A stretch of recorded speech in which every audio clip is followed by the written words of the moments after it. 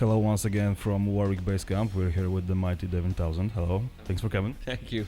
I'm mighty. Why not? I'll take it. I'm mighty at this time of the day. That's surprising. I have coffee. Dark and strong. Yeah, strong, black, like my bowel movements. Okay, I take it. What are you doing here? Oh no, You feel awkward first thing in the morning. I'm used to it. Oh really? Okay. You didn't sleep last night though. Yeah, and I'm here with this guy, so it's awkward all the time. Did they sleep last night? I don't know. No. Did you guys sleep? You did? All right. You? All right. So it's just you. As always. Okay, what are you doing here on Warwick Bass Camp? I know, man. I have no idea, but I'm happy to be here because I really just want to play bass. Is the bottom line. Ever since we had children 9 years ago, all I've been doing is playing bass. So the opportunity arose because I'm working on a signature guitar with frameless. And so to kill two birds with one stone, I'm designing that, excuse me, holy cow, first thing in the morning, and I'm now awake. I'm designing the guitar with them, plus I get to go see awesome bass players teach, and maybe I can learn how to play better and eventually be in a band. Okay, but next to the entrance, on the other side of this wall, there's your picture and your two frameless guitars and one bass, Warwick bass. Is your bass? Mm-hmm. I have a Dolphin, a Corvette, a thumb, and a fretless thumb. And a lot of those I actually purchased before I ever met up with this company. I've always been a fan of Warwick basses, but just bass in general. So yeah, I'm a closet bass player. Okay. Yeah. Closet bass player. That's right. I'm coming out right now on your show. For the first time ever. First time ever. Hi guys, my name's Devin. I like it low. Let's change the subject for a minute, but only for a minute. You're one of the probably most creative musicians in hard rock music. I have it all right here. 5 strapping young lad albums, 17 albums as Devin Townsend with Devin Townsend Project, Devin Townsend Band, and Casualties of Cool. Sure. A lot of LPs, live albums, and why too many? Well, maybe not too many, but I think it's I keep trying to articulate myself, and the fact that I've got so much music means that I keep getting it wrong. But that's a lot of music, and I've got a lot more planned. I don't know, man. It's a lot of different music, very different music sometimes. Well, every year is different. I like to describe the way I write music as just smashing through a wall of shit, and then when the shit solidifies, it solidifies into music, right?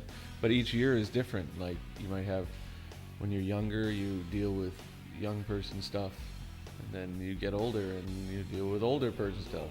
Yeah, anything, kids or death or birth or bankruptcy or good things or bad things. I mean, that's what the music ends up being about. I don't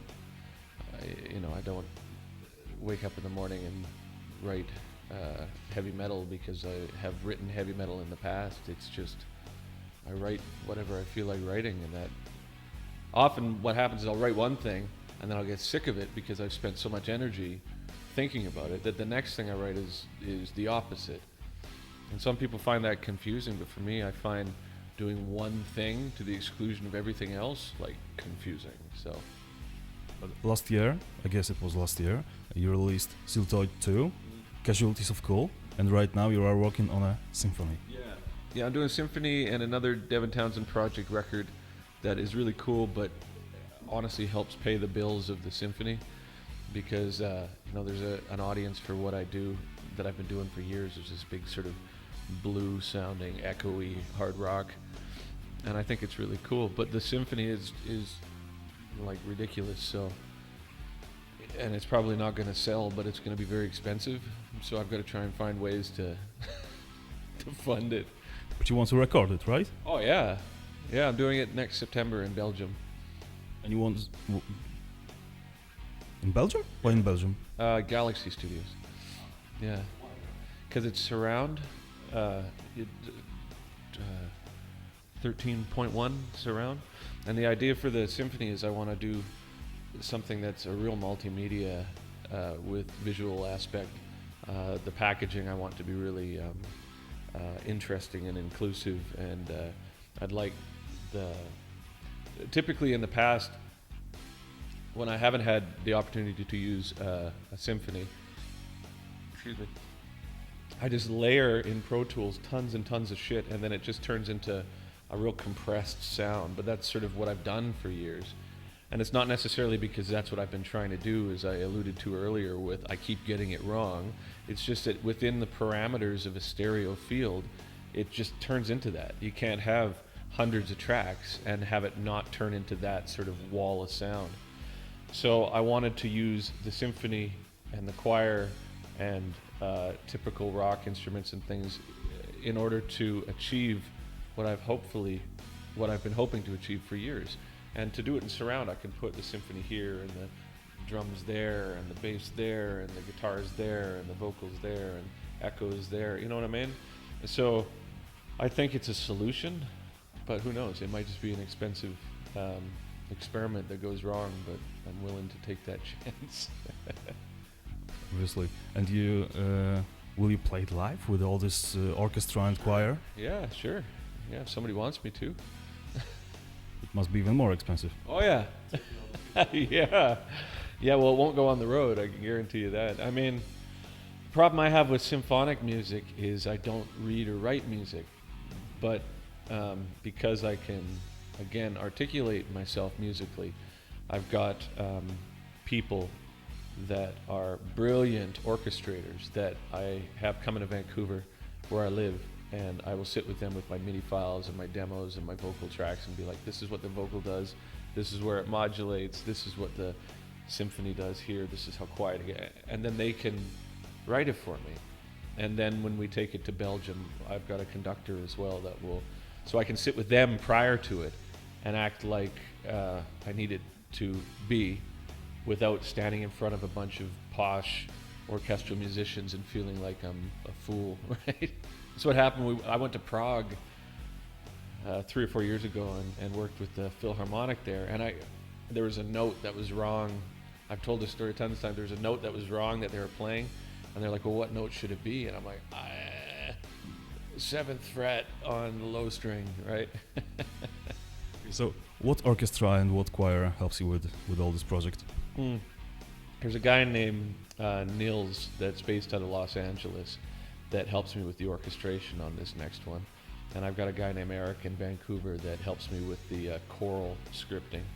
And then it's one thing after another. Then we present that to the person who manages the orchestras and choirs in Belgium. And then he looks at the script and then is able to sit with the headmaster or whatever it is for the orchestra and be able to see which parts are doable and how many more people we need. And then when we get there, technically my work is done and I can just sort of sit back and watch it. Yeah, and then relax, right? It's not in my vocabulary. Yeah, it's not in my vocabulary. And then after that's done, choir's next in Belgium, and we're tracking drums there as well. And then I take it back to Vancouver and do some stuff, and then I go back to Belgium to mix it in the surround. And what after the symphony?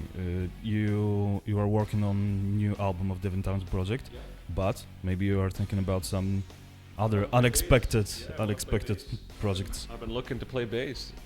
I got great gear. I'm really good, in my opinion. It's simple. I do simple stuff, but I can really support. I'm really good at supporting, and I'm really good at, believe it or not, being quiet when I need to be. So I'm just looking for the right group of people to do that with. I went to Sweden recently and played with some folks, but it's hard to travel 12 hours to go to jam, you know? Yeah, I want to play bass.